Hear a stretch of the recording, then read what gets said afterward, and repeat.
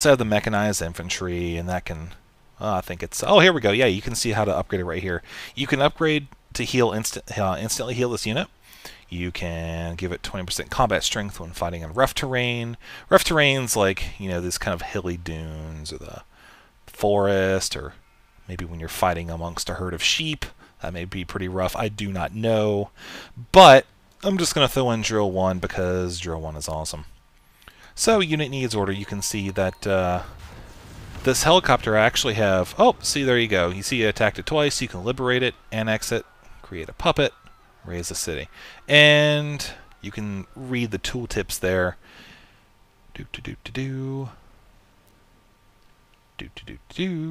I like create puppet. This one's actually kind of nice. It creates an AI-driven city that gives you stuff, but you really don't have to worry about a lot of the issues that you would normally come with annexing a city, which namely unrest, which I'm actually going to annex it just for the hell of it. And so you can see the helicopters hanging out now. This is your happiness right here, and you can mouse over to see exactly what's generating unhappiness. And you can read all that. So if you want to read it, you can pause it, go for it. Up here, you've also got your science. This is basically how much your society is contributing to science. This is your gold. This is your progress towards the next golden age. Previous civilizations, it seemed like the golden ages kind of came at sometimes random intervals. There probably was an indicator. I'm not familiar with it. I don't play Civilization professionally, okay? Hate me if you want. Go for it. But anyways, so this will actually give you more of a quantifiable means of, or actually, you know, quantifies the process of, you know what I'm talking about.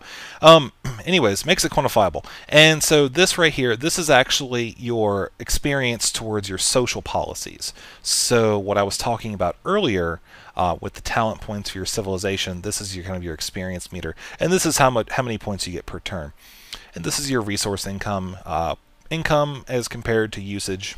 You can mouse over it and see right there what's going on. So anyways, I will zoom way out here, and you can see you can get a very, very high bird's eye view. This is more like a satellite view of your playing area.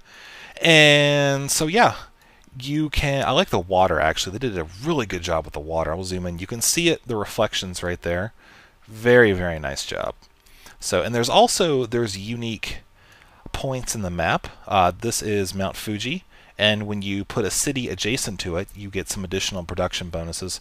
Let's see, there's also one right here, and there's also one right here as well. I think there's 7 of them total, something like that. So whenever you discover one of these, your entire civilization gains a happiness point per turn, so that actually helps as well. And you want your happiness to be up, because if your happiness goes down, your people stop making babies.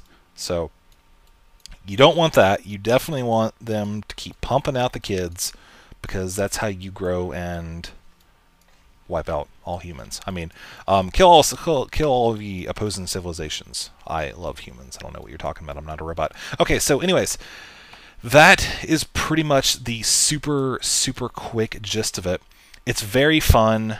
I would highly recommend it, as like I said, I have dumped hours and hours into this game since I bought it. And I'm not even through the first freaking game yet. Oh, this is what I was talking about with using your city to bombard units that are near it. There's some innocent-looking workers there, so you click this target, you click the workers, you see there's a little arrow that pops up that says, hey, I'm going to fire there, and then it shoots missiles.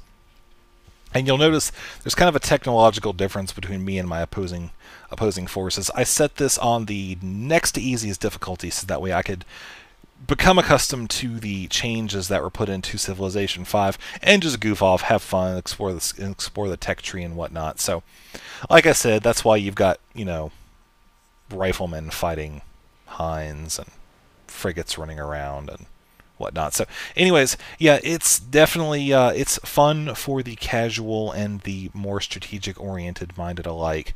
So I would highly recommend it. And so yeah, I'm going to shut down this video. Actually, you know what, I'm going to play for a little bit longer because I can. So anyways, I'm going to be honest with you, I'm not going to try too terribly difficult to narrate every single little decision I'm making here, because like I said, this is still my first game too, so there's still some little quirky stuff that happens. I don't know why it's telling me it needs orders when it can't do anything. There we go. No, wow, that was... Wow. You harassed me twice to move a foot. Congratulations, you were officially an idiot. Okay, so it keeps popping up with these enemies near messages, and it's kind of annoying because sometimes it won't always have an enemy that's actually super near to you or within firing range of a city. So that's actually kind of something I don't like too much, but it doesn't happen that often. And you could see that Heliopolis was able to fire pretty far away. It's kind of catapults or whatever at my tanks. Is there something wrong with that? Am I a terrible person for playing at this easy of a difficulty? Like, really? Rocks versus tanks? Oh, anyway. I don't even really consider myself, to be that good of a player, but whatever. So, anyways, this is one of the... Actually, this is probably the biggest downfall of the game. The load times between turns. Now, I will... Even to the point of formlessness. Whoa. Be extremely mysterious, even to the point of soundlessness. Whoa.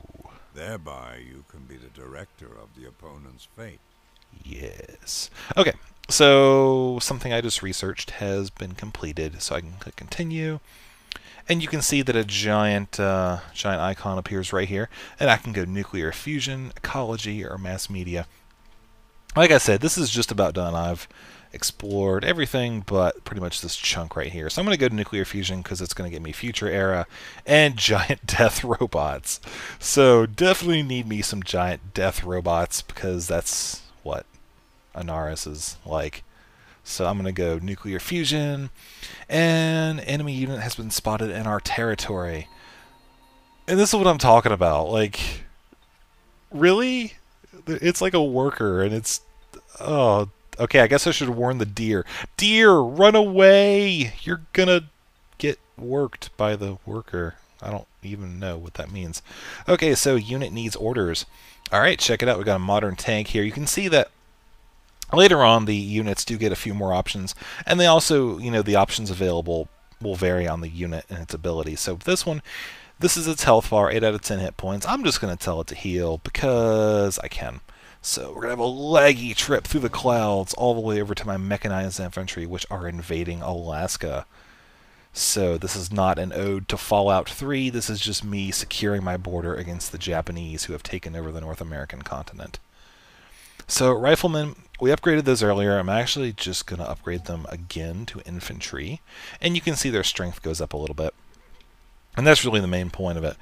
So I have yet to figure out if there's actually something built into the game that tells the game, for example, okay, I'm attacking this, I'm attacking, let's say there was a pikeman with a hind. Up until now, the pikemen haven't attacked me, so I assume that there's something in the game that says, okay, if you've got a helicopter attacking, a pikeman, even though the combat numbers say that, the pikemen should do X amount of damage, they're pikemen. I mean, what are they going to do to a hind? So, I think that's there. I hope that's there. I guess I should call that, like, the common sense AI. That's right. We'll just call it the common sense AI. I hope it has that. So, anyways, this helicopter has... Let's see, if I declared war on UNET? No. Who are you? So this is how you talk to a civilization. You just click on an opposing city's little kind of portrait up the top there. And this is, I guess it's Askia? Askia? Askia. I'm guessing Askia, the Enlightened. So you can see that he is, I don't know if I'd call that enlightened. I'd call that a little pissy, maybe. I don't know. So you've got trade, and of course you've got the traditional civilization stuff. You've got demand, which is kind of neat. This is a good way to get on somebody's bad side. But if you really want something and you want to be a jerk about it, you can demand something. And finally, you've got discuss, which is shall we declare war against somebody else, pact or cooperation. So that's good stuff, and I don't think he actually likes me very much, so I'll probably turn this down. Yep. So I fear that such an arrangement is not in my best interest, so I must decline. Oh, that sucks for you. Don't settle cities near us. Very well, I agree to blah, blah, blah, blah, blah, blah, blah. Okay, so basically I was a dick to him just now, but whatever. It's a video game. He seems like a pretty cool guy otherwise. I mean, he does have a pretty nifty looking sword. So, goodbye. Alright, so now we've got our hind here again. And this is, I think this is the French? Yes. Oh, and this is actually kind of cool. All of the leaders speak their own language. I thought that was kind of annoying until I came across the Roman leader who spoke Latin. All about the Latin. When I heard that, I'm like, sweet, I know what he's saying. Awesome. So that totally scored some major brownie points with me. Not that I have anything against foreign languages. It's just I like knowing what they're saying and whatnot. I'm a weird person like that. So anyways, yeah, you've got a helicopter gunship here going to go attack, and boom! Somehow they managed to hit my helicopters with rocks. I don't know how they did that. Okay, so this is pretty cool. You can see kind of a battle indicator, what's going on down in the bottom left. It tells you whether or not it's a safe attack, if it's risky. You can see the flashing red bar there. That's the estimated losses for each side. So that's good. That kind of helps you understand the battle a little bit more there.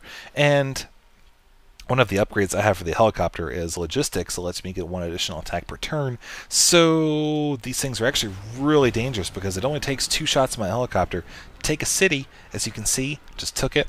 And now I'm going to annex it because that's what the cool kids do. And whenever you annex a city, you have to build a courthouse ASAP because that gets all the pissy people to unpissify. Pissify. I don't know. But anyways, so another way, I'll actually show you this while I'm in here. You know, in previous civilizations, this border, not only was it your actual border, but it was also kind of your culture as well. And it showed you, what tiles you could build on, etc. Well, in this, you can actually buy tiles. So, if you're trying to get kind of a surround on another city, or if you want to just really take over, buying tiles can be a good way to do that. And you can see they get kind of pricey a little bit. I can just pick this one up right here, and you see, bam, sure enough, picked it over. The oasis is now mine, and good times are had. When I first started this particular game, I spawned right here, and it was my goal to throw down New York and then throw down, I think, Miami. And I wanted to create my borders and basically have my borders stretch from the north all the way down to the south. So that way I could prevent any units from coming into North America, and I can also capture right here. So that's the kind of mentality what okay, I guess it's a cool thing to do, to hang out in a Jeep in the middle of a tundra. Anyways, that was my goal, was to basically cut off the rest of the nation from that part of the continent, or cut off the, you know what I mean. And so that way I can expand all the way back, then push forward, which is exactly what I did. These territories belong to Germany at one point, I think, most of them. Yeah, most of these were actually Germany. So I pushed out west, and then I pushed south, and now I'm pushing into Africa and knocking off the Egyptian Empire down here as well. And hey, there they are. I was looking for those. Okay, so anyways, that's pretty much the gist of it. It's an extremely good game. You can see the graphics are wonderful. And so yeah, I hope you guys enjoyed it. I hope that you go pick it up. If you do, we may be able to play some Civilization 5 good times on the internet. I don't actually know how it would be on the internet. I mean, I'd imagine it'd get pretty boring depending on if your opponents took their sweet time, but I don't know. So anyways, let me know what you think if you already have it. If you want to play a game or two, leave a comment, let me know, and we can see what we can work up. For now, I'm going to go record some StarCraft 2, get back in the swing of things, get some stuff ready for the upcoming week, and I will see you later.